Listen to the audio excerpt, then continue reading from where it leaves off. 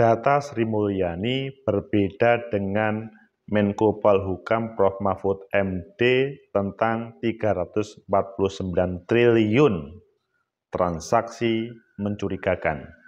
Kata Mahfud MD, Sri Mulyani Menkeu dibohongin oleh bawahannya. Kata Benny Kaharman, Komisi 3 DPR RI, ini upaya menyingkirkan Sri Mulyani karena tolak impor minyak Rusia. Bagaimana menurut kalian? Apakah yang disampaikan Benny Kaharman betul atau yang disampaikan oleh Mahfud MD betul? Menurut analisis saya,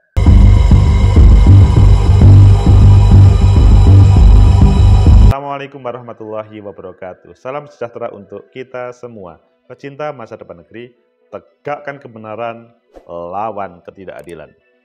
Mencari sebuah kebenaran itu kewajiban bagi kita bersama. Karena kemarin Prof. Mahfud MD, Menko Polhukam, sama Bu Sri Mulyani, Menteri Keuangan, berbeda tentang 349 triliun. Ada selisih, tetapi substansinya ada transaksi mencurigakan. Yang lebih heboh, kata anggota Komisi 3 DPR RI, ini adalah upaya untuk menyingkirkan Sri Mulyani. Tapi kalau bahasanya Prof. Mahfud MD, ini adalah Bu Sri Mulyani dibohongin oleh bawahannya. Ayo kita baca di beberapa media, selanjutnya nanti kita kupas dan kita analisa. Sebetulnya yang terjadi bagaimana dan bagaimana Pak Jokowi menghadapi perbedaan ini. Untuk negara sebaiknya seperti apa? Solusinya itu yang kita tunggu. Pertama kita baca di CNBC Indonesia. Mahfud sebut Sri Mulyani dibohongin bawahan, siapa sosoknya? Ini adalah berita pertama, meskipun mungkin ini belum tentu kita pilih. Kemudian kita lihat di CNN Indonesia, Mahfud MD, keterangan Sri Mulyani di Komisi 11 jauh dari fakta. Ini menunjukkan ada perbedaan data. Kemudian di Detik, judulnya, Mahfud dan Sri Mulyani beda soal 349 triliun, ini kata Jokowi. Oh, ini mungkin yang kita pilih, tapi coba kita lihat yang lain. Di CNN Indonesia juga, staf Sri Mulyani respon nyanyian Mahfud di DPR terkait TPPU 349 triliun rupiah. Dan yang terakhir, di FIFA, Benny Kaharman curiga ada motif singkirkan Sri Mulyani gara-gara isu tolak impor minyak Rusia. Bagaimana dari 5 itu?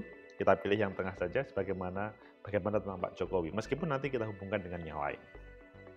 Yaitu yang ada di Detik. Mahfud dan Sri Mulyani beda soal 349 triliun, ini kata Jokowi. Presiden Jokowi, Joko Widodo, merespon soal heboh 349 triliun yang terakhir menampilkan beda penafsiran dari Menko Polhukam, Mahfud MD dan Menkeu Sri Mulyani. Lantas apa kata Jokowi? Ditanyakan ke Bu Menkeu sama Pak Mahfud, ucap Jokowi di kawasan ekonomi khusus KIK Lido, Jawa Barat. Saat ditanya lebih lanjut, Jokowi hanya melemparkan senyum. Tidak ada keterangan lebih lanjut yang disampaikan oleh Jokowi. Oh, jadi Pak Jokowi melihat ini sesuatu yang perlu diklarifikasi kepada beliau. Apakah tidak dilaporkan Pak Jokowi? Ayo kita lanjutkan. Sebelumnya pada Senin 27 Maret, Sri Mulyani menjalani rapat bersama Komisi 11 DPR RI. Sri Mulyani membedah laporan dari PPATK terkait 349 triliun rupiah. Awalnya Sri Mulyani menyampaikan alur waktu kehebohan soal 349 triliun yang awalnya disebut 300 triliun rupiah oleh Mahfud MD. Hal itu disebut Sri Mulyani terjadi pada 8 Maret 2023. Pada tanggal 8 Maret, Mahfud Pak Mahfud menyampaikan ke media ada transaksi mencurigakan terkait dengan 300 triliun dan selanjutnya. Kamis tanggal 9 Maret, PPATK baru mengirim surat nomor bla bla bla bla bla bla. Setelah itu kemudian Senin 13 Maret, Sri Mulyani mengaku menerima surat dari PPATK. Surat itu berisi lampiran 43 halaman yang memuat 300 surat dengan total 349 triliun, bukan 300 triliun. Sri Mulyani membagi 300 surat itu menjadi 3 bagian, yaitu 100 surat, 135 surat, dan 65 surat. Begitu detailnya.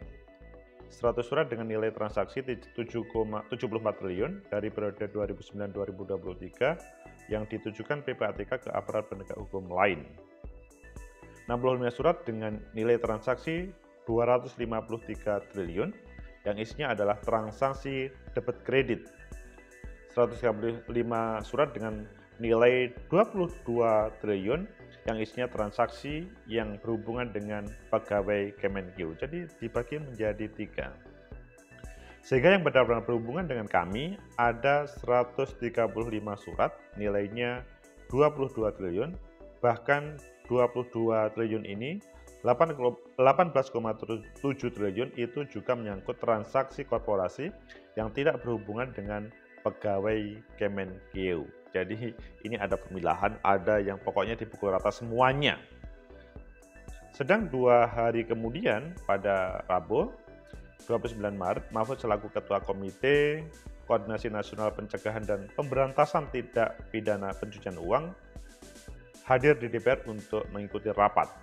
Mahfud menyebut 349 triliun menjadi 3 kelompok sama seperti Sri Mulyani.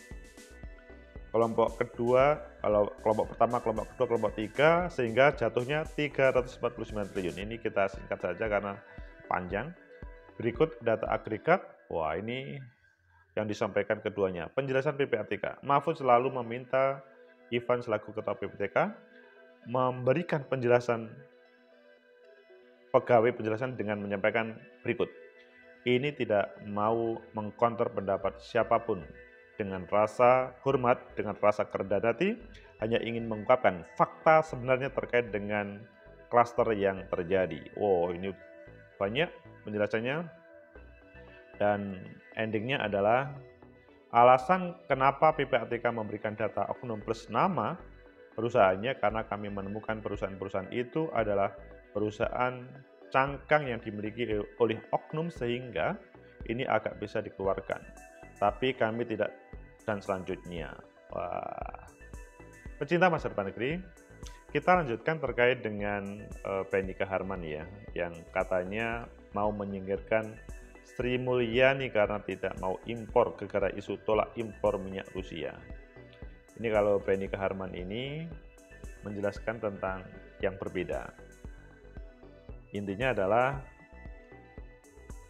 ada sebuah agenda penyingkiran Sri Mulyani karena Benny Kaharman mengatakan Mahfud MD itu bukan orang sembarangan, Bu Sri Mulyani juga orang yang luar biasa, sama-sama menjadi pembantu presiden selanjutnya.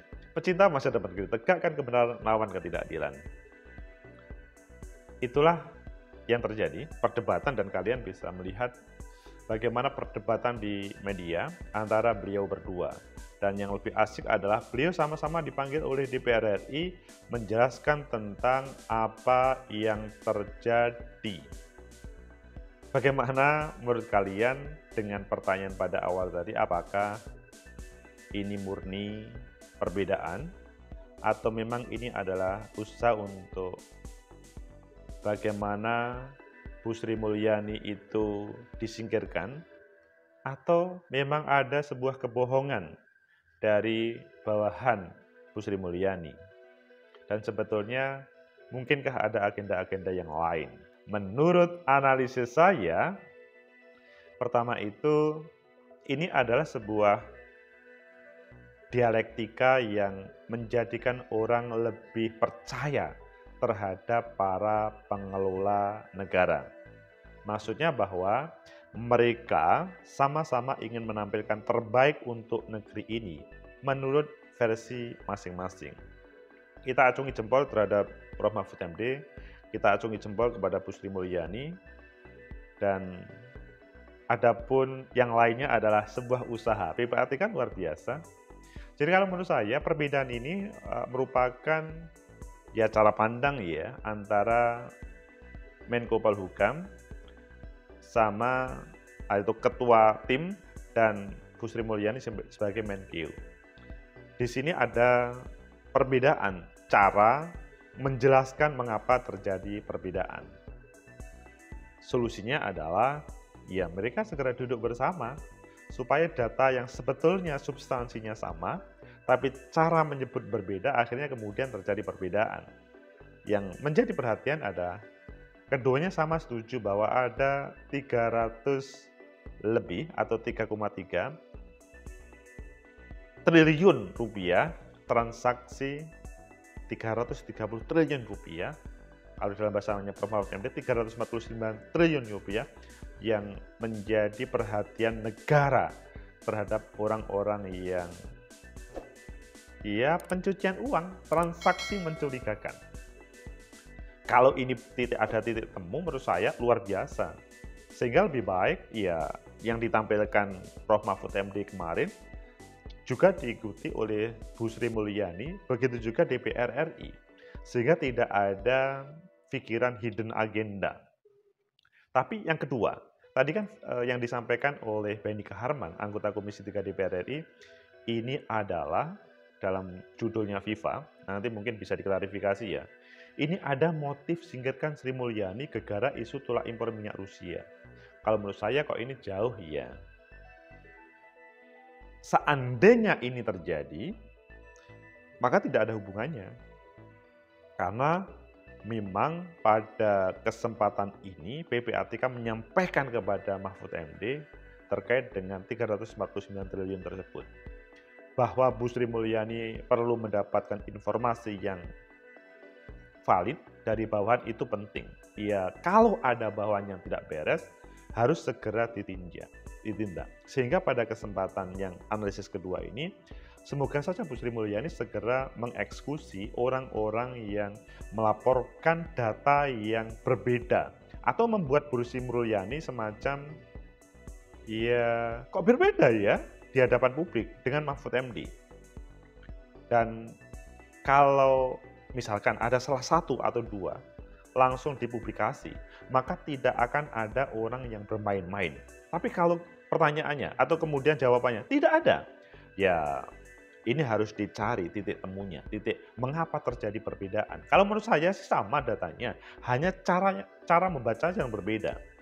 Dan di situ adalah keberadaan bawahan yang kata bahasa Prof. Mahfud MD itu ada yang bohong, ya ini cara mengelola komunikasi antara elit dengan anak buah itu mungkin berbeda. Sehingga mungkin datanya dikatakan selanjutnya berbeda, padahal sebetulnya sama. Sehingga kalau dihubungkan dengan ini adalah usaha menyingkirkan Sri Mulyani, menurut saya tidak. Seandainya ini terjadi, menurut saya, terus untuk apa menyingkirkan Bu Sri Mulyani? Toh Bu Sri Mulyani oleh Pak SBY digunakan, oleh Pak Jokowi digunakan, sehingga ini adalah orang yang penting.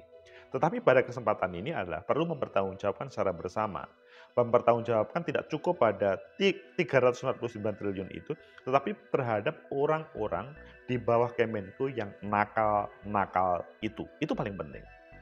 Kemudian yang ketiga, ini merupakan reformasi yang sebenarnya.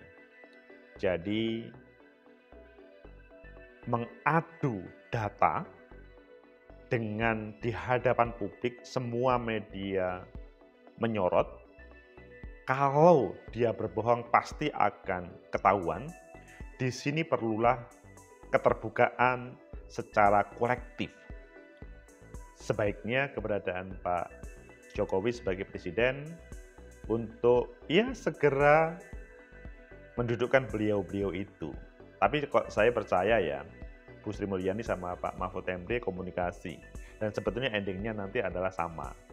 Adapun Pak Jokowi tidak terlalu banyak berkomentar, ya ini biar diselesaikan oleh mereka-mereka.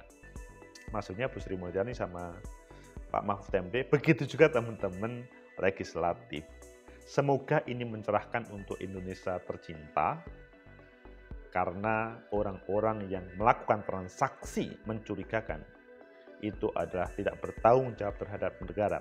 Seandainya dia ASN atau elit negara, maka harus ditindak dengan ancaman hukuman yang 2 kali lipat ataupun lebih. Tetapi kalau mereka adalah swasta, ya harus segera ditindak supaya tidak merecokin Republik yang tercinta ini. Semoga bermanfaat. Like, subscribe, comment, and share. Sampai jumpa.